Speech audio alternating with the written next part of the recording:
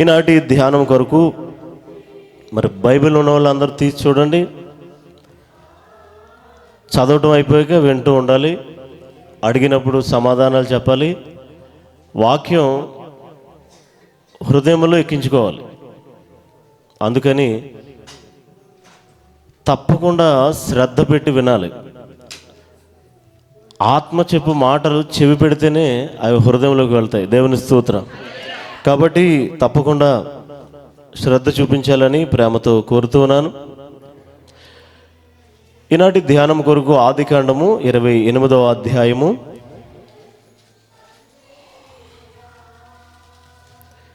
10, 11.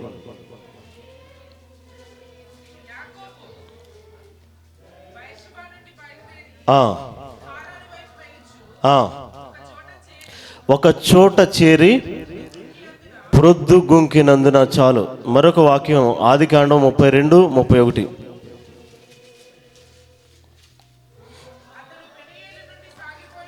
అతడు పెనియేలు నుంచి సాగిపోయినప్పుడు సూర్యోదయమాయను. చాలు. పరిశుద్ధుడానికి స్తోత్రాలు. నాతో కలిసి మీరు కూడా నాతో మాట్లాడు ప్రభు అని ప్రార్థన చేయండి. Thank you lord. మరొకసారి ఈ మధ్యాహ్నకాల సమయంలో నన్ను నిలబెట్టారు. అల్పుణ్ణి, అయోగ్యుని, పనికిరాని వాడిని నీ బోరుగా వాడుకోండి. నీ వాక్కు ద్వారా అందరినీ దర్శించండి. యేసు నామములో అడిగి పొంది ఉన్నాం తండ్రి. ఆమేన్, ఆమేన్. అందరు చెప్పండి. ప్రియమైన సహోదరులారా, చదవబడిన 2 మాటలు. ఇది యాకోబు జీవితం. ఈరోజు ఈ మధ్యాహ్నం యాకోబు జీవితం నుంచి కొన్ని విషయాలు మనం నేర్చుకోబోతున్నాం. యాకోబు జీవితంలో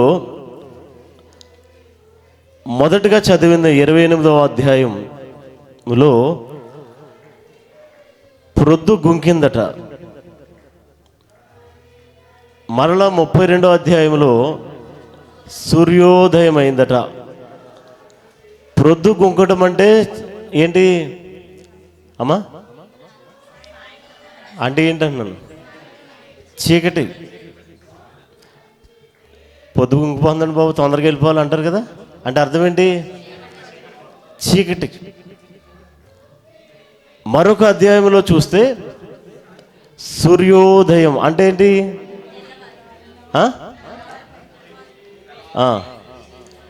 పాయింట్ పట్టుకోండి. అది చీకటి అయితే ఇది ఏమవుద్ది?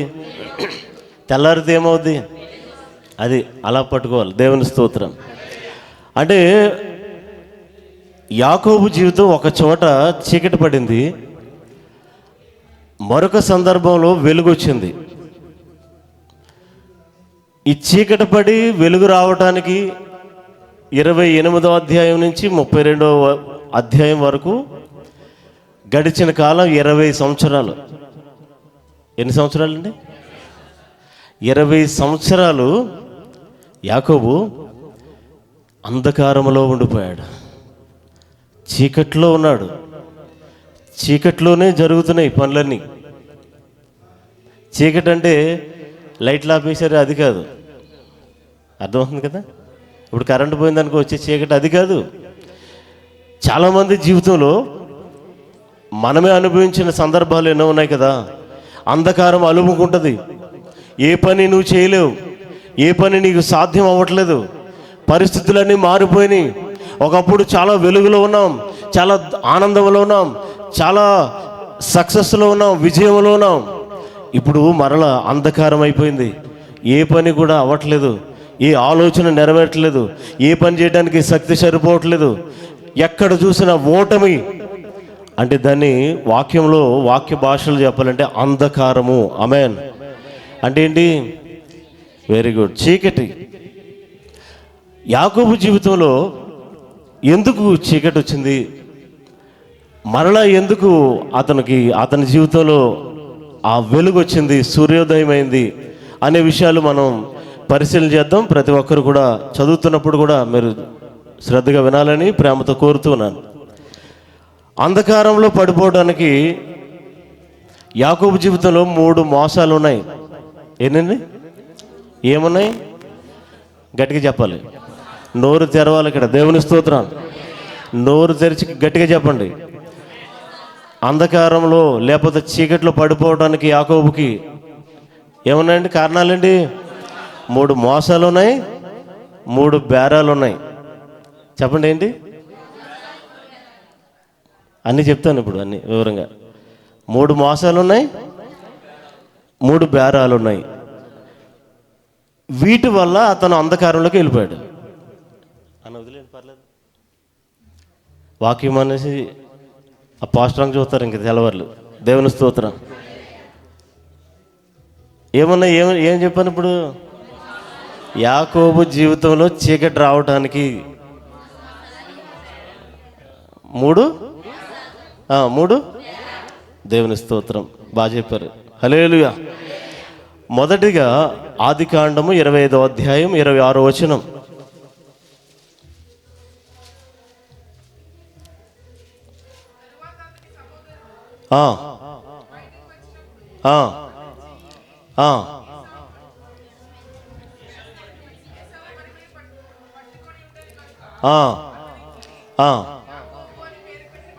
యాకోబు అని పేరు పెట్టబడెను. చాలు.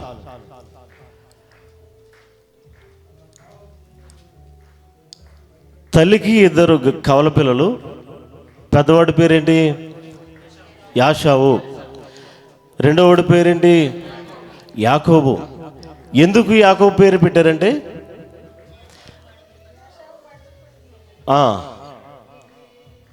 ఆ ప్రసవం అవుతున్నప్పుడు వాళ్ళ అన్న యాసావు వచ్చేస్తున్నాడు అని బయటికి. మనోడు ఏం చేస్తున్నాడు? కాలు పట్టుకుని వెనకలాగుతున్నాడంట. ఈ వెనకలాగి బ్యాచ్ ఎక్కువ మనకి. దేవుని స్తోత్రం. తెలుగు వాళ్ళు చాలా ఎక్కువ. ఎవరిని పైకి వెళ్ళినవారు ఇంకా. దేవుని స్తోత్రం. వెనక్కి లాగటమే మన పని కదా. ఒక మాట చెప్తారు, పీతల ఎగ్జిబిషన్ జరుగుతుందంట. పీతల ఎగ్జిబిషను వాళ్ళలోను అందరూ ఆ సీసాలో పీతలు పెట్టి వేరే దేశం వెళ్తున్నారు, వాళ్ళలో ప్రయాణం చేస్తున్నారంట. అందరి దేశాలు సీసాలకి మూతలు ఉన్నాయంట, ఇండియా పీతలు లేవంట. ఆడెవడో చూశాడు, బాబోయ్ పీతలు వెళ్ళిపోతాయి సముద్రంలోకి, రండి రండి అన్నాడు. ఆడి తాగితే ఏం పర్లేదు వెళ్ళవు అన్నాడు. ఏంటంటే మా ఇండియా పీత గురించి నీకు తెలీదు, ఒకటి కానీ పైకి వెళ్తే మిగతా లాగేస్తే వెనక్కి, ఒకటి కూడా బయటికి వెళ్తాడు. దేవుని స్తోత్రం. అలాగే ఇప్పుడు యాకోబు ఏం చేస్తున్నాడు? అన్నని వెనక్కి లాగుతున్నాడు. అంటే తల్లి గర్భంలోనే ఒక మోసం. దేవుని స్తోత్రం. అతనికి జన్మతహా వచ్చేసింది స్వబుద్ధి, ఆ బుద్ధి. అంటే ఏంటి? జ్యేష్ఠత్వం కొట్టేయాలి. తల్లి గర్భంలోనే నేను పెద్దోడిగా పుట్టేయాలని. జ్యేష్ఠత్వం దేవుడిచ్చే వరం. దేవుని స్తోత్రం. కాబట్టి ప్రియమైన సహోదరులారా, తల్లి గర్భములోనే ఒక మోసం చేస్తూ ఆ కాళ్ళు లాగుతున్నాడు. దాన్ని బట్టి అప్పటి కాలంలో పేర్లు స్వభావాన్ని బట్టి పెట్టేవారట. పెద్దోళ్ళు తెలుస్తుంది ఆ విషయం. బాగా పాతకాలంలో మనకి విజయనగరంలో కానీ తెలంగాణ ప్రాంతంలో కానీ ఎవరైనా 2 పిల్లలు చనిపోయి ఒకరి తర్వాత ఒకరు పుట్టి చనిపోతే ఆ 3వ బిడ్డని వాళ్ళు ఏం చేసేవారంటే తిన్నగా పుట్టిన వెంటనే తీసుకెళ్ళి పెంటల మీద వేసేవారంట.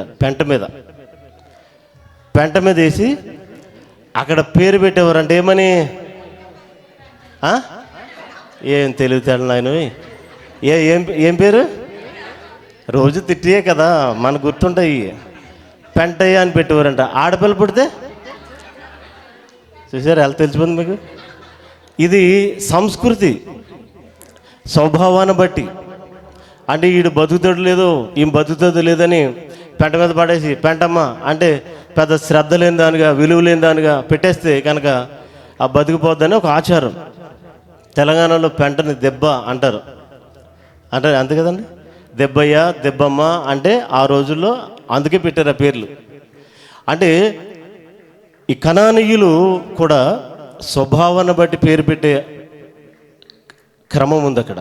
అందుకనే ఇతను వీడు తేడాగా ఉన్నాడు, రీడా పెద్దోడిని లాగేస్తున్నాడు వెనక్కి, మరి వీడు వచ్చేసి ప్రయత్నం చేస్తున్నాడని ఆ తల్లి గర్భంలోనే ఒక మోసం ఉంది కనుక అతని పేరు యాకోబు అని పెట్టాలి ఇతనికని చెప్పారు. కారణం యాకోబు అంటే చెప్పండి గట్టిగా, మొదటి మోసం ఏంటట?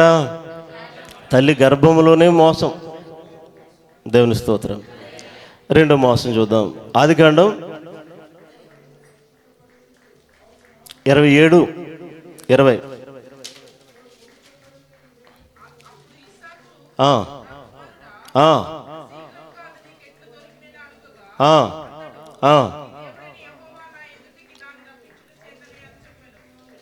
అది ఇది ఇంకా పెద్ద మోసం. ఇస్సాకు వృద్ధుడైపోయాడు, కళ్ళు కనపట్లేదు, చనిపోయే స్థితికి వచ్చాడు. అతనికి అర్థమవుతుంది ప్రభు పిలుస్తున్నాడని. ఓ రోజు జ్యేష్ఠుడైన వాడిని ఆశీర్వదించాలని, అరే పెద్దోడా ఇలా రా అంటే వచ్చాడు. ఎవరు అమ్మా? అందరూ వింటున్నారమ్మా? యాసవ్ ఎవరు? పెద్ద కొడుకు యాకోబు. పెద్ద కొడుకు ఎవరు? యాకోబు పెద్ద కొడుకా? ఇంకెలా శృతులు కలిపెట్టి మన ఎవరు? అది ఇస్సాకు పెద్ద కొడుకు ఎవరు? యాషావు. రే నా వయసు అయిపోయింది, చనిపోబోతున్నాను, నేను నిన్ను ఆశీర్వదించాలనుకుంటున్నాను రా. నువ్వు వెళ్ళి అడవికి వెళ్ళి ఒక ఏదైనా వేటాడి ఓ జంతువుని తీసుకొచ్చి నా కొరకు వండి నా దగ్గర పట్టరా, నేను తినేసి తృప్తిగా చక్కగా నిన్ను దీవిస్తానని చెప్పాడు. ఈ మాట తల్లింది. తల్లి అంటే ఇస్సాకు తల్లి కాదు, ఎవరు? వెరీ గుడ్, యాషావు తల్లి. ఈయన చిన్నోడిని పిలిచింది. చిన్నోడా, ఒరే బాబు కొంపలు అంటుపోయేలా ఉన్నాయి, మీ అన్న దీవించేస్తాను అంటున్నాడు మీ నాన్న, ఆడ వెళ్ళిపోడురా వేటకి. నువ్వేం చేస్తావంటే, నువ్వు వేటకి వెళ్ళి నీ వాళ్ళ అయ్యే పని కాదు కానీ వెళ్ళి మందలోకి వెళ్ళి ఓ 2 మేకలు పట్టుకొచ్చి, మీ నాన్నకి మేకలు అంటే ఇష్టం, నేను వండేస్తాను శుభ్రంగా, ఆ వంటను పట్టుకెళ్ళి మీ నాన్న దగ్గరికి వెళ్ళిపో. మీ నాన్నకు కళ్ళు కనపడతలేదు కదా, నేను గుర్తుపట్టడం, అడిగాడు అనుకో పెద్దోడు నేనే అని చెప్పి ఏర్పాటు చేసింది. ఇదంతా చేశాడు. అయితే ఇతనికి డౌట్ వచ్చింది. అమ్మా, అన్నకేమో రోమాలు ఉంటాయి, వెంట్రుకలు నాకు లేవు కదా, నాన్న తడిమి చూస్తాడు అంటే, ఒరే మేక చర్మం అది ఉంది కదా, కప్పేస్తాను రా, పర్లేదు వెళ్ళిపోంది. తెచ్చాడు, వెళ్ళాడు, మేకలు తెచ్చాడు, వండింది. ఆ మేక చర్మం మనోడు ఒంటి మీద పెట్టింది, వెళ్ళాడు. ఇప్పుడు తండ్రి అడుగుతున్నాడు. తండ్రి స్వరం గుర్తుపట్టేస్తున్నట్టున్నాడు. రేయ్ నువ్వెవరు అంటే, నేను యాషావుని, పెద్ద కుమారుని, జ్యేష్ఠుణ్ణి. అతనికి అనుమానం వచ్చింది. ఇందాక కదా చెప్పాను నీకు, ఇంతరాన్ని అడవిలోకి వెళ్ళి వేటాడేసి అప్పుడే ఎలా తెచ్చేసావంటే, తండ్రితో చెప్తున్న మాట చదవండి అమ్మా.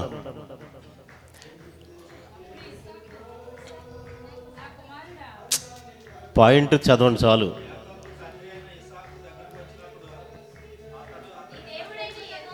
అది నీ దేవుడైన యెహోవా నా ఎదుటకు దాన్ని రప్పించట చేతనే ఏమని చెప్పాడంట? రెండో మోసం ఏంటి? దేవుని నామాన్నే వాడేసుకుంటున్నాడు. ఇప్పుడు తండ్రికి ఏం చెప్పాడు? నేను పెద్ద కుమారుని, జ్యేష్ఠుని అని అబద్ధం చెప్పాడు. రెండో మాట ఏంటంట? ఎందుకురా ఎంత తొందరగా ఎలా తెచ్చావురా అని అంటే, నీ దేవుడే నాకు సహాయం చేశాడు, అందుకనే వెంటనే కొట్టి తెచ్చుకొచ్చాను అని చెప్పి తండ్రితో అబద్ధం ఆడాడు.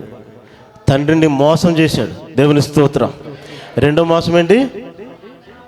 దేవుని నామాన్ని వ్యర్థంగా ఉచ్చరించాడు. దేవుని నామాన్ని సొంతంగా వాడేసుకున్నాడు. దేవుని నామాన్ని అడ్డం పెట్టుకుని అబద్ధాలు ఆడాడు. కాబట్టి అదొక మోసం. మూడవది ఆదికాండం 30:37. 30:37 చదవండి అమ్మా.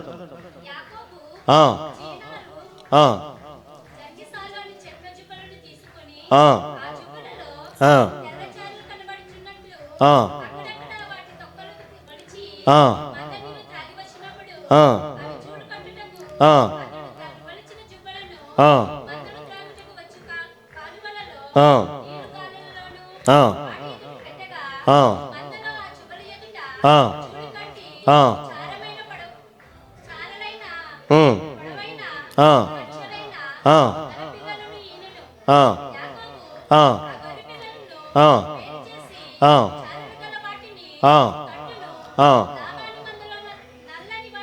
ఆ, ఆ, ఆ, ఆ, ఆ. చాలు. ఒక ముక్కైనా అర్థమైందా మీకు?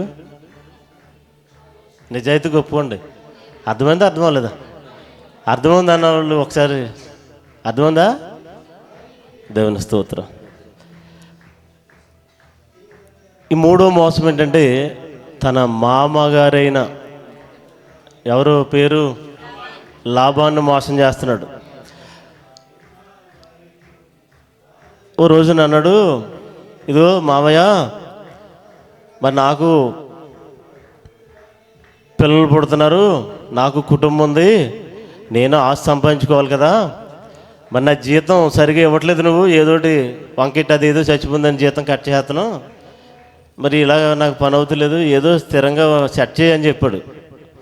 అప్పుడు ఏం చేశాడంటే, సరేరా, ఆ మందలన్నీ నీ దగ్గర ఉన్నాయి కదా,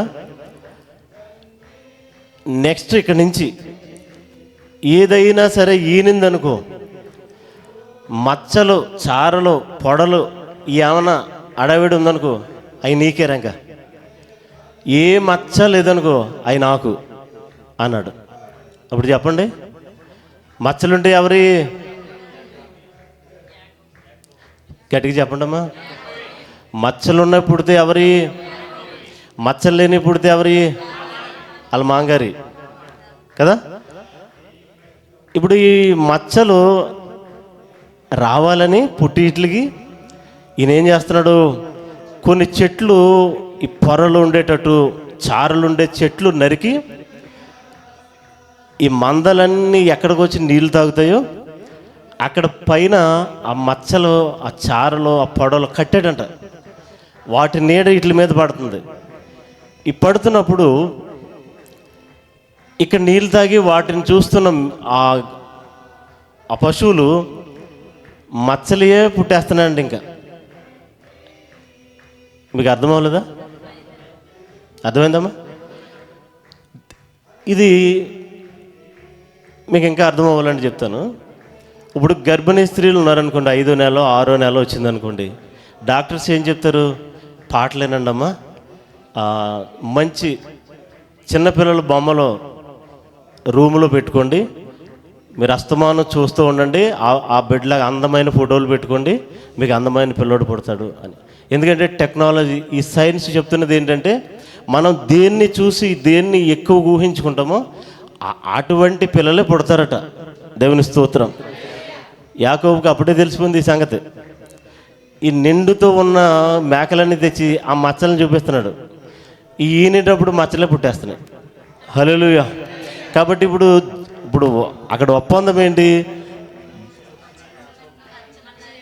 అది మామూలుగా పుట్టిన తర్వాత మచ్చలు ఉన్నాయో లేవో చూసి అప్పుడు పంచుకోవాలి కదా. మనోడు ఏం చేస్తున్నాడు? మోసంతో మచ్చలు రప్పించాడు అట్లకి. ఆ మచ్చలు రప్పించి మాంగారికి ఏమీ వెళ్తలేదు. ఇప్పుడు అన్ని మచ్చలు ఉన్నాయి, వచ్చేస్తున్నాయి. దేవుని స్తోత్రం. అంటే మోసముతో ఆస్తి సంపాదిస్తున్నాడు. మొదటి మోసం ఏంటి? తల్లి గర్భంలోనే మోసం. రెండోది దేవున్నే మోసం. మూడోది తన మామగారిని మోసం. ఇప్పుడు 3 మోసాలు అయినాయి. చెప్పనా? 3 మోసాలు చెప్పండి. ఒకటి గట్టిగా పురుషులారా చెప్పండి అమ్మా. 2 అందరూ చెప్పండి. అది యాకోబు జీవితంలో ఎందుకు చీకటి అయిపోయిందంటే, ఎందుకు అంధకారం అలుగుకుందంటే ఈ 3 మోసాలు ఉండబట్టి. రెండోది 3 బేరాలు కూడా ఉన్నాయి. ఇప్పుడు చూద్దాం. మొదటిది ఆదికాండం 25-29.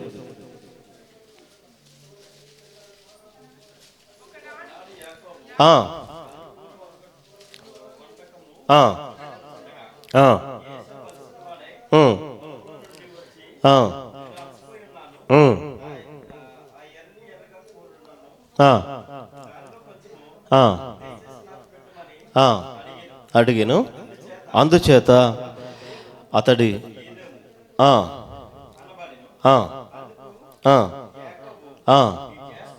నీ జ్యేష్ఠత్వము, ఆ, ఆ, ఆ, ఆ, అవును, ఆ,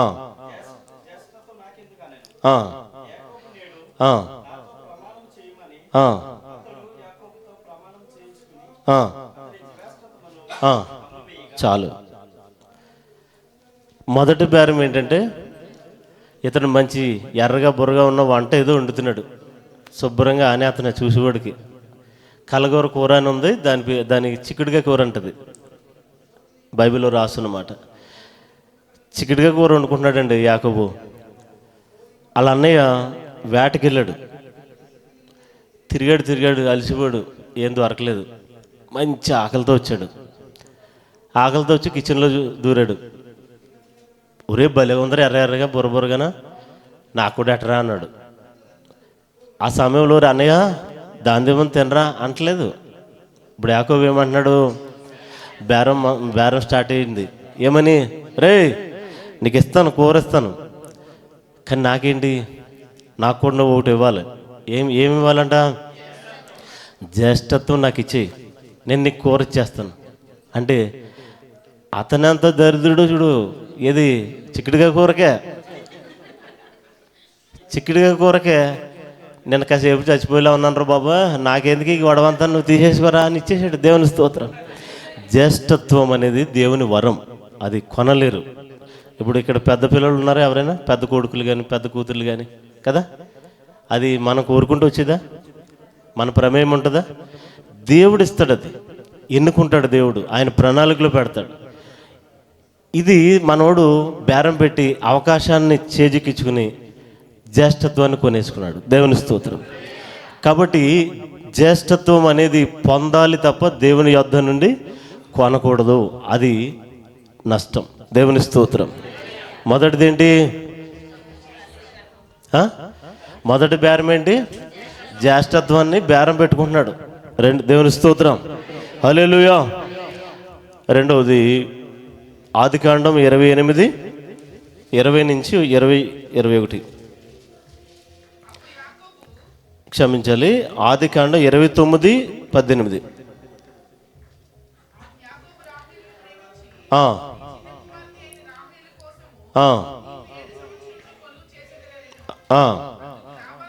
చాలు. ఇప్పుడు ఎవరితో బేరం పెడుతున్నాడు అమ్మా, ఏమని, అది నాకు నీ చిన్న కూతురు నచ్చింది మావయ్య, నీ చిన్న కూతురు నేను పెళ్లి చేసుకుంటాను, నీ చిన్న కూతురు నాకు పెళ్లి చేయి, అందుకు బదులుగా ఓ 7 సంవత్సరాలు నీకు కొలువు, అంటే బాలితనం, అంటే జీతం ఇవ్వకర్లు దూరికినే పనిచేస్తాను అని చెప్పాడు. ఇప్పుడు అసలు పోల్చుకుంటే యాకోబు బెటర్ మన మీద. మనమేంటి, ఆడపిల్లని చేసుకోవాలంటే తిరిగి ఎవరివ్వాలి అమ్మా, పశువులు సంతలో పశువుని కొన్నట్టు కొంటున్నారు ఇప్పుడు. ఎవరు బాధపడకండి. ఓ పాస్టర్ గారికి ఒళ్ళుమండి అన్నాడు, ఫోటోలు చూపిస్తే ఈ ఎద్దు ఇంజనీర్ చదివింది, ఈ ఎద్దు డాక్టర్ చదివింది, ఈ ఎద్దుకి 70 లక్షలు కావాలి, ఈ ఎద్దుకి 50 లక్షలు కావాలి అని ఫోటోలు చూపించాడు. ఎందుకంటే కోపం వచ్చేసానికి. అసలు ఈ సంస్కృతి ఎక్కడిది? ఇప్పుడు ఆడపిల్లల్ని చిన్నప్పటి నుంచి పెంచింది, నీకు ఇస్తున్నందుకు నీకు ఏమైనా ఉంటే నువ్వు కానుకలు ఇవ్వాలి, కానీ నీకు కట్నాలు ఇవ్వటం ఏంటి, నీకు కానుకలు ఇవ్వటం ఏంటి? ఒకడు 3 సంవత్సరాల నుంచి కిందే పడుకున్నాడు కానీ మంచం కొనట్లేదు. పాస్టర్ గారితో చూడండి బాబా మంచం కూడా తెచ్చుకోవట్లేదా అన్నాడు. ఎవరు బుద్ధి లేని అదవా, మంచం కూడా కొనుక్కెళ్ళండి, నీకు ఎందుకురే పెళ్ళమన్నాడంట ఆయన. నేనెందుకు కొనుక్కుంటానండి, మా ఆవిడ తేవాలది, ఇంతకీ కింద పడుకునేది ఎందుకు, అలా ఆవిడ ఎప్పటికప్పుడు తెస్తుంది, అప్పుడు పడుకుందామని. ఎంత దుర్మార్గం. ఆడపిల్లల్ని ఒక దశలో చంపేశారు తెలుసా మీకు? మన దేశంలో ఇప్పటికీ కూడా ఆ టెస్ట్ చేసి కొడుక అబ్బాయా అమ్మాయి చెప్పడం లేదు. కారణం ఎందుకు తెలుసా? ఈ దేశంలో అలాంటిది ఏం లేదు. మన దేశంలో ఎందుకు ఆడపిల్లని చంపేస్తారని, ఎందుకు చదివిస్తాం, ఖర్చు పెట్టాలి, తను అడిగినన్ని ఇవ్వాలి, ఎదిగిన వరకు మనం పెంచాలి, తర్వాత మళ్ళీ ఆడు కొనుక్కుంటాడు, ఆడిని కొనాలి మళ్ళీ ఒకకుండా, ఓ పశువుని ఒకకుండా. ఆడికి లక్షలు ఇవ్వాలి, ఖర్చు పెట్టాలి. ఆడిది ఎలా చూసుకుంటాడో తెలీదు, ఏ పశువు వస్తాడో తెలీదు. పశువు అని నిజంగానే కరెక్ట్, అది చంపేస్తున్నారు ఈ రోజుల్లో. పెళ్ళిళ్ళు చేసుకుని ఇంకొక ఆమెను పెట్టుకుని, లేకపోతే ఇంకొక ఆయన్ని పెట్టుకుని. ఈ మధ్య ఎన్ని పేపర్లో చూస్తున్నాం కదమ్మా, పెళ్లి చేసుకుంటే భయపడిపోతున్నారు అందరూనా. దేవుని స్తోత్రం. కాబట్టి ఇప్పుడు ఏది బెటర్ మరి? యాకోబు బెటరు కదా, అది కూడా తప్పే. దేవుని స్తోత్రం. ఎందుకంటే సామెతలు 19:14 ఉన్న మాట, అవకాశం ఉంటే చదవండి. సామెతలు 19:14.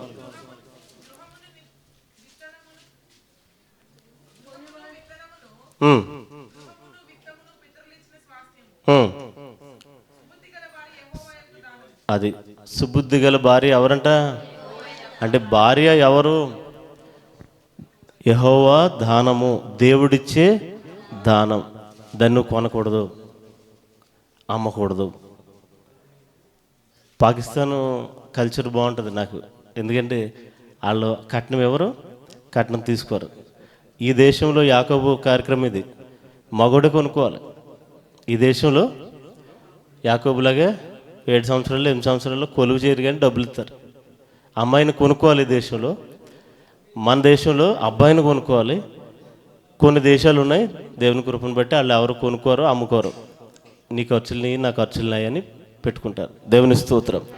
ఇప్పుడు ఎవరితో బేరమాడుతున్నాడు? భార్య మాంగారితోటి. నువ్వు నాకు ఆ అమ్మాయిని చేసేయి, చిన్న అమ్మాయిని. పైగా పెద్ద అమ్మాయిని పెళ్లి చేసుకోలేదు ఇంకా ఎవరు. పెద్ద అమ్మాయికి పెళ్ళి అవ్వలేదు, చిన్న అమ్మాయిని చేసి 7 సంవత్సరాలు కొలువు చేస్తాను అని బేరమాడుతున్నాడు. భార్య దేవుడిచ్చే అండి. ఆ బైబిల్ మాటలే చెప్పండి, బయటికి చెప్పకండి. చెప్పండి ఏంటి? 36 పుస్తకాలు రాసేయగలరు మీరు భార్య గురించి రాయమంటే, కానీ బైబిల్లో చెప్పాలి అడిగినప్పుడు. దేవుని స్తోత్రం. హల్లెలూయా. దేవుని స్తోత్రం. ముగ్గురు చెప్పారు హల్లెలూయా హల్లెలూయా. ఏ కొంపలంటూ పోయినట్టు చూస్తారు, ఇంకేంటి నాకు ఏమర్థం కాదు. రెగ్యులర్గా ఒక చర్చికి వెళ్ళేదంట ముసలావిడ, హల్లెలూయా అంటది, అస్తమానం అంటది. ఆ మందిరంలో దేవుణ్ణి స్తుతించే మందిరం అది, ఆత్మతో నడిపించే సంఘం అది. ఓ రోజున లేట్ అయిపోయిందంట, చాలా దూరం వెళ్తుంది చర్చికి. లేట్ అయిపోయింది కదా, ఈ పక్కన అక్కడెక్కడో ఇంకో సంఘం ఉంది, ఎప్పుడు వెళ్ళలేదు, ఒకసారి వెళ్దామని మందిరం పాడు చేసుకుంటాం ఎందుకని వెళ్ళిపోయిందంట అక్కడికి. ఆ చర్చిలో హల్లెలూయా అనకూడదంట. ఈవిడికి తెలియదు ఆ విషయం. కూర్చుంది మధ్యలో, పెద్దవాడు కదా అని కుర్చీ ఇచ్చేశారు. దేవుడు నీ కొరకు మరణించాడు అన్నప్పుడు హల్లెలూయా అందంట. ఇలా అందరూ ఆవిడంకే చూస్తున్నారంట. అమ్మా అనకూడదు హల్లెలూయా అన్నాడంట పాస్టర్ గారు. నీ కొరకే తిరిగి లేచాడు అన్నాడంట, హల్లెలూయా అందంట. ఓరు బాబు, కొంపలు ముంచేసిలా ఉందరా బాబు అని నలుగురు సంఘ పెద్దలు వచ్చి ఆవిడని మోసుకుని కాలు ఒకటి చెయ్యి ఒకడు పట్టుకుని బయటికి తీసిపోతుంటే ఆవిడ అందంట, ప్రియులారా, ఆ రోజు యేసుక్రీస్తుని ఒక్క గాడిదే మోసింది, నన్ను ఇప్పుడు 4 గాడిదలు మోస్తున్నాయి అందంట. దెబ్బ కుదిలేశారంట. ఇప్పుడు మిమ్మల్ని మోసుకెళ్ళే వాళ్ళు ఎవరు లేరు. హల్లెలూయా చెప్పండి. హల్లెలూయా చెప్పండి. చెప్పట్లేదు మీరు. హల్లెలూయా. ప్రియమైన సోదరులారా, స్తుతించుట మన బాధ్యత. దేవుని స్తోత్రం. సమయానికి తింటాం కదా, ఆకలేసినప్పుడు మనకు గంట కొడుతుంది, తినేస్తాం. సమస్య ఏంటంటే స్తుతి చేయమని గంట కొట్టదు, అది సమస్య. లాగిపెట్టి ఒకటి పీకుతూ ఉంటే గంటకోసారి దేవుడు ఏదో చక్కగా చెప్తాం. మనం అడిగేవాడు లేడు, ఆయన ప్రేమమయుడు, పోన్లే అని చూస్తున్నాడు. కాబట్టి అలుసుగా తీసుకోకండి. దేవుని స్తోత్రం. హల్లెలూయా. ఇప్పుడు ఏం చెప్పుకున్నా, ఎన్నో బేరం అయింది. ఏంటంటే మొదటి బేరం ఏంటి?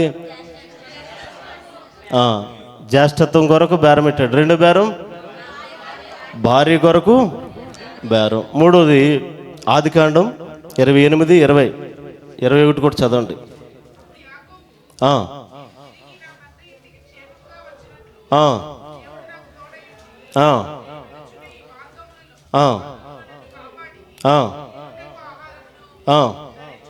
ధరించుటకు వస్త్రమును నాకు దయచేసిన ఎడల యెహోవా నాకు దేవుడై, ఇప్పుడు డైరెక్ట్గా దేవుడు తిట్టాడు బేరం. ఎలాగా? ఇదిగో నేను ఊరు వెళ్తున్నాను, నాకు నువ్వు తోడుగా ఉండాలి, నాకు బట్టలు ఇవ్వాలి, నాకు ఆహారం ఇవ్వాలి, నాకు కావాల్సినవన్నీ ఇవ్వాలి, అప్పుడే నువ్వు నా దేవుడు అంటున్నాడు. ఒకవేళ ఇవ్వకపోతే ఏంటి? ఇప్పుడు బేరమే పెట్టాడు దేవునితో.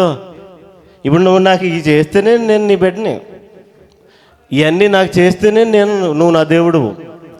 చాలామంది చర్చికి రండమ్మంటే మా పెళ్ళి అయిపోయి వచ్చేస్తానండి ఇక్కడి నుంచి అంటారు. రక్షణ తీసుకోమంటే మా అబ్బాయికి ఉద్యోగం వచ్చిన వెంటనే వచ్చేస్తానండి, ఇంకా నాకేం పని లేదండి. నీకు పని లేనప్పుడు వస్తావా ఇక్కడికి? ప్రియమైన సహోదరులారా, రేపని మా పని వాయిదాలు వేస్తూ కాలాన్ని వృధా చేస్తున్నాం మనం. యాకోబు దేవునితో బేరమాడుతున్నాడు, వ్యాపార సంబంధమైన విషయాలు మాట్లాడుతున్నాడు. ఏంటి? నువ్వు నాకు ఇచ్చేస్తేనే నా దేవుడు, నాకు ఉపకారం చేస్తేనే నాకు దేవుడు, నాకు స్వస్థపరిస్తేనే, నాకు ఉద్యోగం వస్తేనే, నా కుటుంబం, నాకు ఇల్లు కట్టుకుంటున్నాను, నాకు కంప్లీట్ అయితేనే, లేకపోతే దేవుడు కదా. ఎన్ని వ్యాధుల నుంచి, ఎన్ని బాధల నుంచి మనం విడిపించాడు. ఏదో కొత్త షరతులు పెట్టకూడదు దేవునితో. దేవుని స్తోత్రం. హల్లెలూయా, హల్లెలూయా. కనుక షడ్రక్, మెషక్, అబేద్నెగోలు వాళ్ళు చెప్పింది ఏంటంటే, మేము నమ్మిన దేవుడు మమ్మల్ని కాపాడుతాడు, రక్షించడానికి సమర్థుడు. అంత మాత్రమే కాక, ఒకవేళ రక్షించకపోయినా ఆయన మా దేవుడు. దేవుడు చప్పట్లు కొట్టి ప్రభుని స్తుతిద్దాం. హల్లెలూయా. మనం దేవుణ్ణి భక్తి చేస్తే, విశ్వాసిస్తే, ప్రార్థన చేస్తే షరతులు పెట్టకూడదు దేవుని మందిరంలో. నాకు అది ఇస్తేనే వస్తాను, నాకు ఇచ్చేస్తేనే వస్తాను. ఇది దేవుడు వినడు కూడా. దేవుని స్తోత్రం. షడ్రక్, మెషక్, అబేద్నెగోలు చెప్తున్నారు, మా ప్రాణం పోయినా, అగ్నిలు కాలిపోయినా ఆయనే మా దేవుడు, ఆయన సజీవుడు, ఒకవేళ సమర్థుడే, మమ్మల్ని రక్షిస్తాడు. రక్షించకపోయినా ఏం పర్లేదు. దేవుని స్తోత్రం. ఆయనే మా దేవుడు. హల్లెలూయా. కనుక ప్రియమైన సహోదరులారా, దేవునితో బేరాలెట్టద్దు, దేవునితో పరహాసం ఆడొద్దు. ఆయన కరుణమయుడే. ఒక దినాన ఉగ్రత చూపించడానికి వస్తున్నాడు ఆయన. ఇప్పుడు గొర్రె పిల్లగా కాదు, కొదమ సింహం కాదు, యూదా గోత్రపు సింహం. ఇంకప్పుడు క్షమాపణలు ఉండవు, జాలి ఉండదు, కరుణ ఉండదు. కాబట్టి ఆయన దొరికే సమయంలో మీరు నమ్ముకోండి. కడవరి దినాల్లో ఉన్నాం, ఎంతోమంది చనిపోతూ ఉన్నారు. ఎన్నో భయంకరమైన పరిస్థితులు, రేపులు, మర్డర్లు, మానభంగాలు, యాక్సిడెంట్లు మన కళ్ళతో చూస్తున్నాం కదా. ఏ మనిషి ఎప్పుడు ఉంటాడో, ఎప్పుడు వెళ్ళిపోతుందో తెలీదు. ప్రభువు ఈ రాత్రే నిన్ను పిలిస్తే, ఈ మాట వాక్యంలో ఉంది, ఈ రాత్రి నేను పిలిస్తే నీ పరిస్థితి ఏంటి? సమయం ఉన్నప్పుడు దేవుని నమ్ముకోండి, షరతులు పెట్టకండి. దేవుని స్తోత్రం. హల్లెలూయా. ఇప్పుడు దేవుడు యాకోబును అంధకారంలో ఉంచడానికి, యాకోబు చీకటిలో ఉండడానికి కారణం ఏంటి? 3 మోసాలు, 3 బేరాలు. ఏంటి 3 మోసాలు ఏంటి చెప్పండి? తల్లి గర్భంలో పెనుగులాట. 2 చెప్పండి. 2 దేవునితో. 3 అమ్మా, మొదటి బేరం ఏంటి? జ్యేష్ఠత్వం కొరకు బేరం ఆడేస్తున్నాడు, అది దేవుడిచ్చే వరం. అది. రెండోది భార్య కొరకు బేరం ఆడుతున్నాడు, అది దేవుడిచ్చే దానం, కొనలేరు, దాన్ని కొనకూడదు. మూడోది దేవునితో బేరం, అగ్రిమెంట్ కుదుర్చుకుంటున్నాడు, లంచం. నువ్వు నాకు ఇచ్చేస్తే అప్పుడు నేను నీకు చేస్తాను.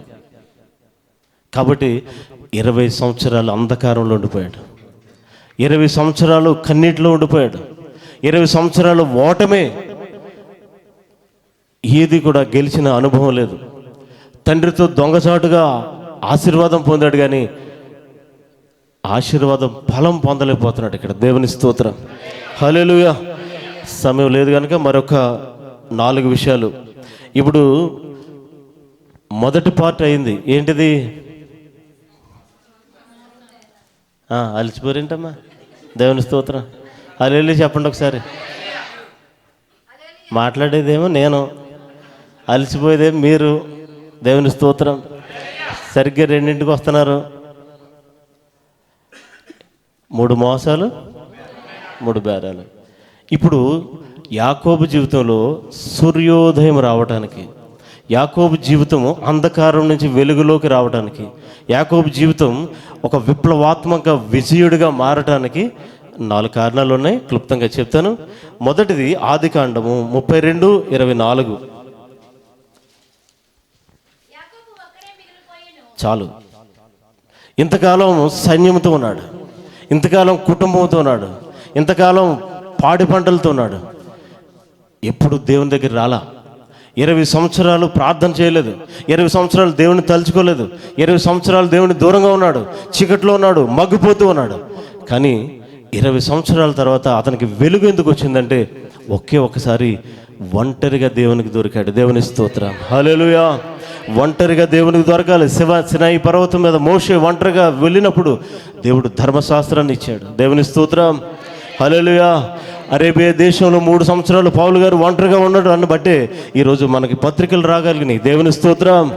కొత్త నిబంధనలో గొప్ప సత్యాలు పౌలు గారి ద్వారా దేవుడు బయలుపరిచాడు. దేవుని స్తోత్రం. పద్మాసు ద్వీపంలో అపోస్తుడైన యోహాను ఒంటరిగా దేవుని దొరకడాన్ని బట్టి ప్రకటన గ్రంథం దేవుడు భవిష్యత్ కాలాన్ని మనకి వివరించడానికి కృపనిచ్చాడు. దేవుని స్తోత్రం. ఒంటరిగా ఎవరు దొరుకుతారో దేవుడు వారిని వాడుకోవడానికి సిద్ధంగా ఉన్నాడు. వారి అంధకారాన్ని అలమి తీసి వారిని వెలుగుమయంగా నడిపించడానికి సిద్ధంగా ఉన్నాడు. దేవుని స్తోత్రం. మొదటి కారణం ఆయన దేవునికి, అందరూ చెప్పండి అమ్మా. రెండోది 32:26. ఆదికాండమే, ఇంక వేరేది ఏముండదు.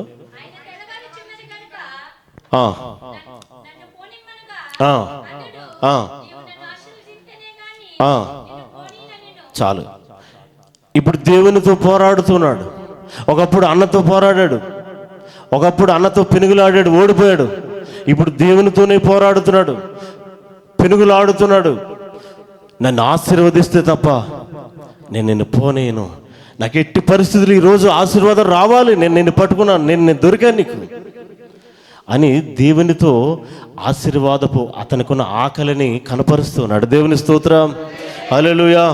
హల్లెలూయా. ఇంతకాలం తన ఆశీర్వాదం ఏమనుకున్నాడంటే నాకు భార్య ఉంది, నాకు పిల్లలు ఉన్నారు, నాకు మందలు ఉన్నాయి, నాకు ఆస్తులు ఉన్నాయి, నాకు సమస్తం ఉన్నాయి, స్వాస్థ్యాలు ఉన్నాయి, నాకు ఏం ఇబ్బంది లేదు అనుకున్నాడు. ఇప్పుడు ఆశీర్వాదం అంటే అది కాదు, దేవుడిస్తే తప్ప అది నిజమైన ఆశీర్వాదం కాదని తెలుసుకుని ఇప్పుడు అవన్నీ పక్కన పెట్టి, అందరినీ పక్కన పెట్టి, అందరి భార్య పిల్లల్ని, సమస్తాన్ని, మందల్ని, గొర్రె కాపర్లు అందరినీ దూరం పెట్టేశాడు. ఇప్పుడు ఒంటరిగా దేవునికి దొరికి ఒంటరిగా పోరాడుతున్నాడు, దేవునితో పెనుగులాడుతున్నాడు. నాకు ఆశీర్వాదం కావాలి. దేవుని స్తోత్రం. ఎవరైనా సరే ఈ ఏదైతే అలుముకుందో నీ చుట్టూ అవన్నీ కూడా విడగొట్టుకుని ఒంటరిగా ప్రభు సన్నిధికి రా, ప్రభుని వేడుకో. నిత్యంగా ఆయన నిన్ను వెలుగులోకి నడిపించబోతూ ఉన్నాడు. దేవుని స్తోత్రం. హల్లెలూయా. హల్లెలూయా. ఆదికాండం 32:27. మూడవ ఆశీర్వాదానికి కారణం ఏమిటంటే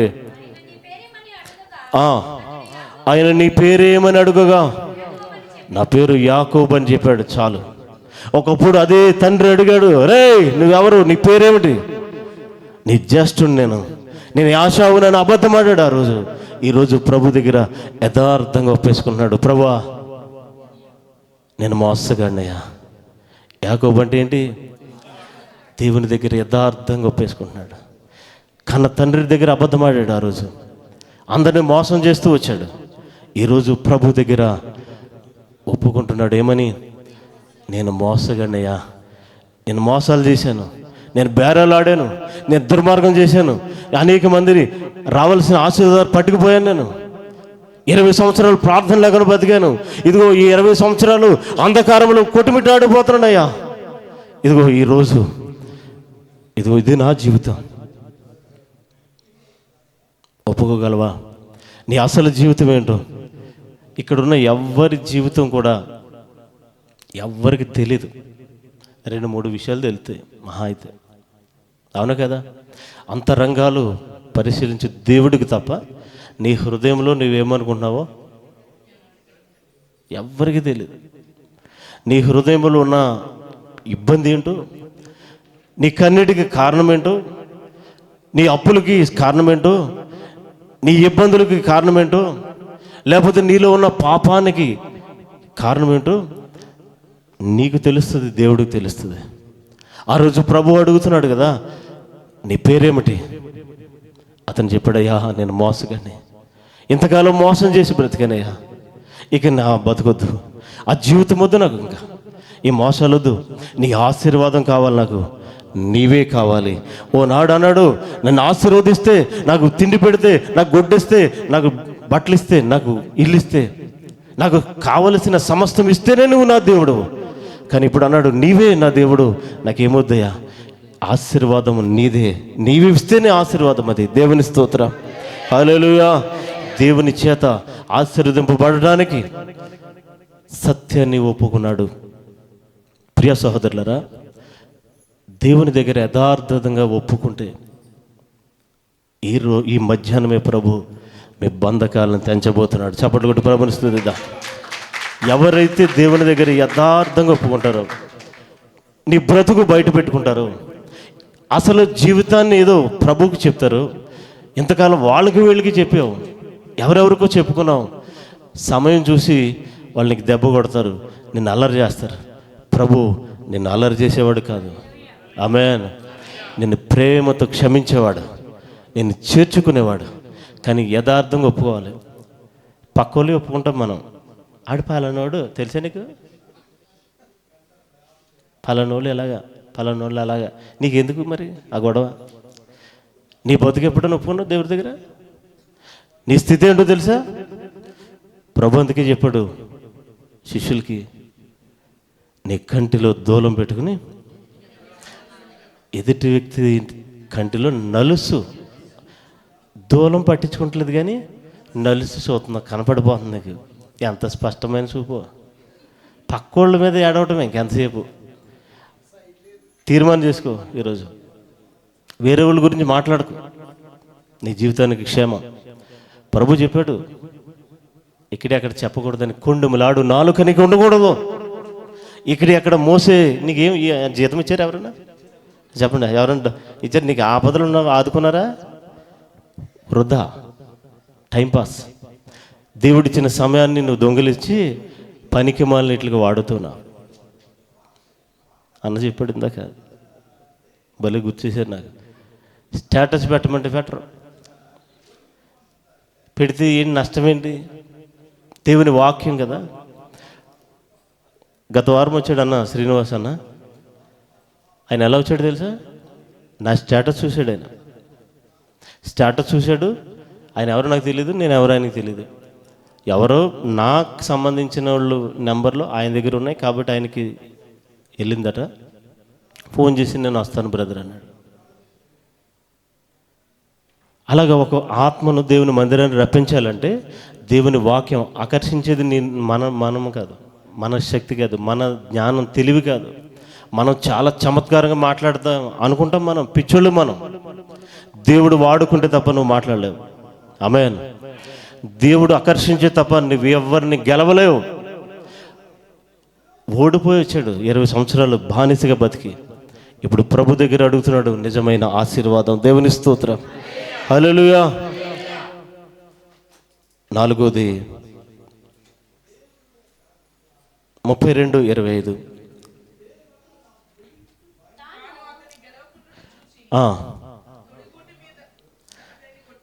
తొడగూటి మీద అప్పుడు అతడు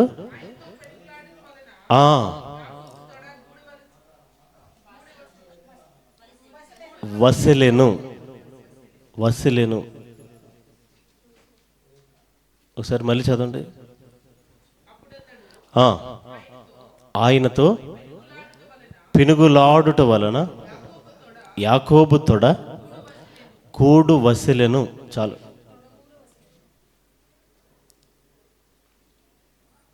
ఇప్పుడు జరిగింది ఏంటంటే, యాకోబు యొక్క తొడని దేవుడు కొట్టాడు. కొట్టడం వల్ల కాలు వసిలేను అంటే వాపు వచ్చేసిందట, ఇరిగిపోయి ఉండొచ్చు బహుశా. దేవుని చేత కొట్టబడిన వాడు ఆశీర్వాదానికి కారకుడు. దేవుని స్తోత్రం. ఎందుకు తొడగూటను కొట్టాడైనా? ఎప్పుడైనా విన్నారా? ఎప్పుడైనా ఆలోచన చేశారా? 100 సార్లు చదువు ఉండొచ్చు కదా చిన్నప్పటి నుంచి. ఇదేం దేవుడు తొడగూట మీద కొట్టాడేంటి మనిషిని అంటే? తొడ మన బలానికి సాదృశ్యం. ఎవరు సైలెంట్గా ఉన్నారు కదా? ఇప్పుడు చెప్తాను మీకు అర్థమయ్యే భాషలో చెప్పనా. బస్తీ మే సవాల్ అని ఎక్కడ కొడతారు అమ్మా? ఎక్కడ కొడతారు? 100 క్రాఫ్లు ఉంటే ఏ గొడవ ఉండదు, 2 పిలకలు ఉంటే ముడేసుకుంటారు కదా ఆడోళ్ళు. ఇదివరకు చూశాను నేను స్వయంగా. ఇలా లేపి ఇలా దోపి రంపం తిప్పినట్టు తిప్పేస్తారు చేతులు. నిజమా కాదు? అది భయంకరమైన, ఎంత అమూల్యమైన మాటలు వస్తాయో అప్పుడు వినాలి. అప్పుడు చచ్చిపోతాడు ఎవడొకడు. అంత భయంకరంగా ప్రవర్తిస్తూ నువ్వే మగోడు నువ్వు అంటది ఇంట్లోకి వచ్చి. వీడు కాముగా ఉంటాడు పాప. మగోడు గమ్మును గొడవకి వెళ్ళడు. ఎప్పుడు నువ్వు సేవ లేదా, నీకు బతుకు లేదా, నీకు ఇది లేదా, నాకు ఏదో లేదా అని ఇతను తిడుతుంది. నీకు అత్తిగిపోను, నీకు ఇత్తిగిపోను అని ఆవిడని తిడుతుంది. ఈయన రెచ్చగొట్టద్ది. ఇటు వెళ్ళి రారా దమ్ముంటే చూసుకుందాం అంటాడు అలా ఆయన్ని. ఎక్కడ కొడతాడు అప్పుడు? తొడ మీద కొడతాడు. తొడ బలానికి, లేకపోతే ఏమంటారు దాన్ని, నేను దెబ్బలాటకి సిద్ధంగా ఉన్నాను, రారా దమ్ముంటే చూసుకుందాం అని అర్థం కదా. ఇప్పుడు ఇంతకాలం యాకోబు యొక్క బలం ఎక్కడుంది? అది తొడ. ఈ తొడను చూసుకుని నాకు ఆస్తులు ఉన్నాయి, నాకు భార్య ఉంది, నాకు పిల్లలు ఉన్నారు, నాకు సమస్తం ఉన్నాయి, నాకేం పర్లేదు, ఇదిగో ఈ కాళ్ళ మీద నిలబడిపోను. ఎందుకంటారు కాళ్ళ మీద నిలబడిపోని? ఈ తొడే, ఇదే బలం. అందుకని ఆయన లాగిపెట్టి ఒకటి పీకాడు, దెబ్బకి ఇరిగి కూర్చుంది. ఇప్పుడు అక్కడ రాసున్న మాట ఏంటంటే అతన్ని కుంటుతున్నాడంట. ఇప్పుడు కుంటువాడికి ఏం కావాలి? కర్రచేతికి కావాలి. అంటే నీ మీద నువ్వు కాదురా, నా మీద ఆధారపడు. దేవుని స్తోత్రం. ఇప్పుడు యాకోబు యొక్క బలాన్ని సున్నా చేసేసాడు, శూన్యం చేసేసాడు. ఇతనికి బలం లేదు, ఇంకా మొత్తం పోయింది.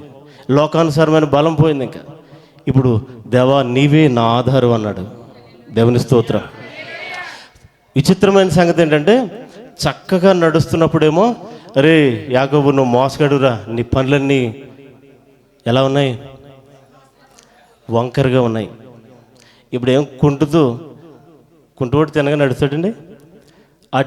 ఇటు అడుగు వేసి అంటాడు, ఇశ్రాయేలు నీ నడక తిన్నగా ఉందన్నాడు. దేవుని స్తోత్రం. చప్పట్లు కొట్టి ప్రభుని స్తుతిద్దాం.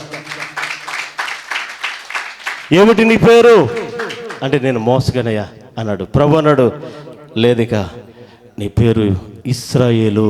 ఇశ్రాయేలు అంటే అర్థం విజయుడు అని అర్థం.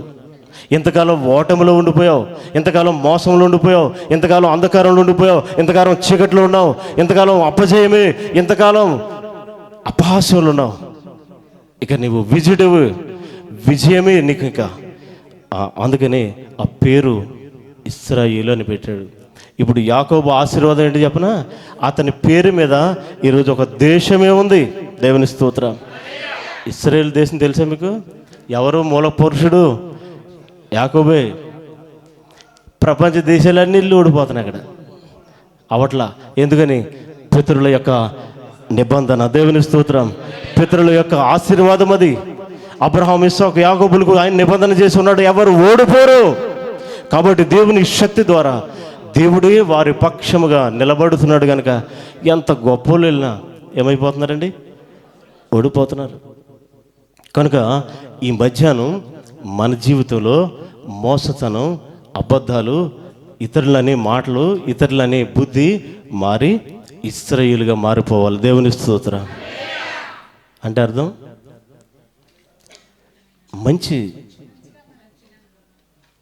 మంచి మనస్సాక్షి, అబద్ధమాడని జీవితం, ఇతరులు మోసం చేయని జీవితం, ఇతరులను ఇబ్బంది పెట్టని జీవితం, ఇతరుల గురించి చెడుగా మాట్లాడని జీవితం చేయగలరా? తీర్మానం చేస్తారా దేవుడితో?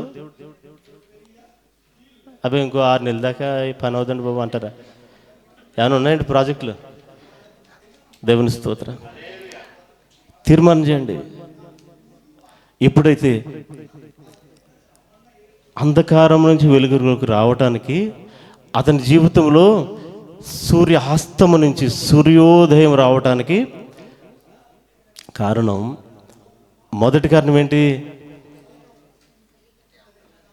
అమ్మా? ఒంటరిగా దేవునికి దొరికాడు. రెండో కారణం ఏంటి?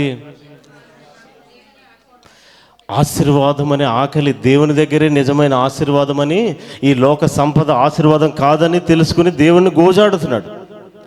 మూడోది అమ్మా, అది దేవుని దగ్గర తన తప్పుడు సాక్ష్యాన్ని అంతా కూడా చెప్పేసుకుని తన భారాన్ని దించుకుని ఇశ్రాయేలుగా మారిపోయాడు. దేవుని స్తోత్రం. నాలుగవది చెప్పండి. నాలుగోది ఏంటి? నాలుగోది ఏంటమ్మా?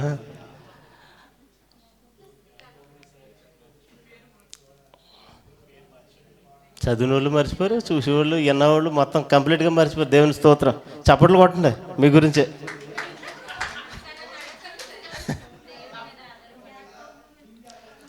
దేవుడు యాకోబు యొక్క బలాన్ని తీసివేసి తొడగూట మీద కొట్టి తన నడకను మార్చాడు. దేవుని స్తోత్రం. తన జీవితాన్ని మార్చాడు. తన బ్రతుకు మారిపోయింది. ఇప్పుడు ఇదివరకే ఇలా ఉండేవాడు కాదు బాబా అనే సాక్ష్యం పొందుతున్నాడు. చాలా చాలా తాగిపోతుండే బాబా, రోడ్ల మీద దొలేసేవాడా. ఎందుకు పేరెట్టను కానీ ఓ వ్యక్తిని నా జీవితంలో పెంట మీద దొలేసేవాడు తాగేసి. మేము 2-3 పట్టుకుని వెళ్ళేవాళ్ళం. ఇప్పుడు ఒక వేరే దేశంలో ఉన్నాడు, అతను పరిచర్యలో ఉన్నాడు. దేవుని స్తోత్రం. నాకు ఆశ్చర్యం వేస్తుంది ఆ ఫేస్బుక్లో చూస్తుంటే. కారణం ఏంటి? చాలా చెడుగా తిరిగేవాడు, చాలా తాగుడు, తిరిగిపోతూ భయంకరమైన పరిస్థితుల్లో ఉండేవాడు లోకంలో ఉన్నప్పుడు. ఇప్పుడు బతుకు మారిపోయిన తర్వాత చక్కటి వస్త్రాలు, దేవుని మందిరంలో గడుపుతున్నాడు, దేవుని పరిచర్య చేస్తున్నాడు, గొప్ప ధన్యతలకు వెళ్ళిపోయాడు. దేవుని స్తోత్రం. కాబట్టి ప్రియమైన సహోదరులరా, ఆశీర్వాదం కావాలంటే, చీకటి మన జీవితంలో పోవాలంటే కొత్త పేరు రావాలి. కొత్త పేరు అంటే ఏంటి? స్వభావము. అంటే మనిషి జీవితంలో మార్పు రావాలి. రెండోది చెప్పండి. రెండోది స్తోత్రం. హల్లెలూయా. గట్టిగా చెప్పండి అమ్మా. పునః వెలుగు రావడానికి ఏంటి కారణం అని చెప్పాను నేను. వెలుగు రావడానికి కారణం ఏంటంటే చీకటి అంటున్నారా? సూర్యోదయం ఎందుకు వచ్చిందట? ఎన్ని విషయాలు చెప్పాను చెప్పండి. అప్పుడు ఒంటరిగా దొరికాడు అంటే సమస్తాన్ని విడిచిపెట్టాడు.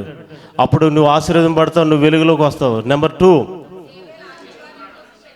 దేవుని ఆశీర్వాదం కొరకు పెనుగులాడుతున్నాడు. అంటే లోకంలో ఉన్నది ఆశీర్వాదం కాదు, డబ్బు, ధనము, భార్య, ఆస్తులు ఈ కాదు ఆశీర్వాదం అంటే నీవిచ్చేది అని అని గుర్తెరిగాడు. దేవుని స్తోత్రం. అప్పుడే వెలుగులోకి వస్తూ ఉన్నాడు. మూడోది అమ్మా, తన వ్యక్తిగత జీవితాన్ని దేవుని దగ్గర ఒప్పుకుని నూతన జీవితాన్ని పొందాడు. దేవుని స్తోత్రం. అందుకే అతను వెలిగించబడుతూ ఉన్నాడు. నాలుగోది, తన నడకను మార్చుకున్నాడు, తన శక్తిని కోల్పోయాడు. నువ్వెంత సున్నా అయిపోతావో, ఎన్ని సున్నాలు అయిపోతావో, ఎంత మైనస్లోకి వెళ్ళిపోతావో అంత ఆశీర్వాదం నీకు వచ్చేస్తుంది. ఇప్పుడు ఒక సున్నా ఉంది, యేసుక్రీస్తు వచ్చాడు, ఆయన 1 అనుకోండి, పక్కన ఆయన నిలబడ్డాడు అనుకోండి, నీ పక్కన ఎంత అవుతావు? నువ్వు 10 అవుతావు. నువ్వు ఇంకా మైనస్లోకి ఇంకా తగ్గించుకుని నా విలువేమీ లేదండి అని ఓ 10 సున్నాలు పెట్టుకున్నావు అనుకో, ఎంత అవుతావు? కోట్లు అయిపోతావు. దేవుని స్తోత్రం. తెలుతులేదు మనకి. నన్నే అంటావా అనే భావన పోవాలి, తగ్గింపు రావాలి. అందరూ లేచి నిలబడదాం. దేవుని చేతిలో విరగని మేఘం కురవదు, పగలని భూమి ఫలించదు. ఆ రోజు 2 రొట్టెలు 5 రొట్టెలు 2 చేపలు ప్రభు విరిచాడు కనుకనే అనేక మందికి అవి సరిపోయినాయి, సమృద్ధిలోకి వచ్చి. స్తోత్రం. యాకోబు యొక్క జీవితం ద్వారా మన జీవితంలో మోసాలుంటే చీకట్లోకి వెళ్ళిపోతావు. మన దగ్గర బేరమాడే లాభకరమైన పరిస్థితులు ఉంటే నువ్వు నష్టాలకు వెళ్ళిపోతావు. అపోస్తుడైన పౌలు అన్నాడు, నాకు ఏది లాభకరమో అది నాకు నష్టంగా ఎంచుకున్నాను, నాకెంత ధనముందో దాన్ని నేను పెంటగా ఎంచుకున్నాను. ప్రియ సహోదరుడా, దాన్ని యోగ్యంగా ఎంచుకోకు. ఎప్పుడు నీ జీవితం ముగిసిపోద్దో తెలియదు. విరవబడాలి దేవుని చేతిలో, దేవుని చేతిలో కొట్టబడాలి. ఎవరు కొట్టబడ్డారో వారు ఆశీర్వదించబడ్డారు, ఎవరు కొట్టబడ్డారో వారు నూతన సృష్టిగా మారారు, ఎవరు విరవబడ్డారో వారు అనేక మందికి ఆశీర్వాదకరంగా వెలుగిచ్చులాగన ఈ రోజుకి ఇశ్రాయేలు యొక్క పేరు ఒక దేశంగా మారినంతగా ఆశీర్వదింపబడ్డాడు. ఒక దేశము యొక్క ఆశీర్వాదం ఆ రాత్రి పెనుగులాడాడు. యాకోబు కోరుకున్నది ఇదే, ఇశ్రాయేలుగా మారింది ఇదే. ఇశ్రాయేలు స్తోత్రములపై ఆసీనుడని వాక్యంలో ఉంది. కీర్తనకారుడు అంటాడు, అంటే యాకోబు జీవితంలో యాకోబుగా నీవుంటే నీ స్తోత్రాల మీద ఆయన ఆసీనుడు కాడు, కానీ నీవు మారిన జీవితంతో ఆయన వేడుకున్నప్పుడు నిత్యముగా ఆయన నిన్ను ఆశీర్వదింపబోతున్నాడు. ఆయన నీ స్తుతులను అంగీకరించబోతున్నాడు. ఆయన చేతులు విరగాలి, ఆయనే ఆశీర్వదించాలి, అప్పుడే నీకు ఆశీర్వాదం. అలా యాకోబును నీవు విరిచితివి, ఆనాడు ఆశీర్వదించితివి.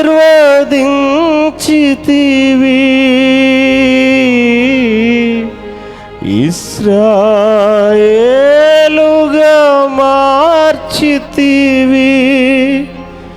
అలా యాకోబును నీవు విరచితివి, ఆనాడు ఆశీర్వదించితివి.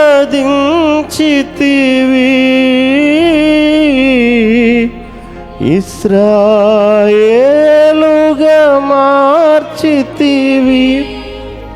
నీ చేతిలో రొట్టెను నేనయ్యా, వీరువు యేసయ్యా.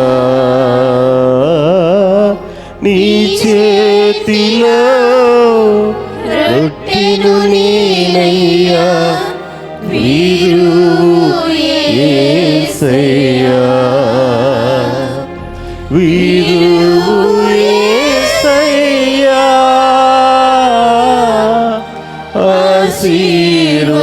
ఆశీర్వదించు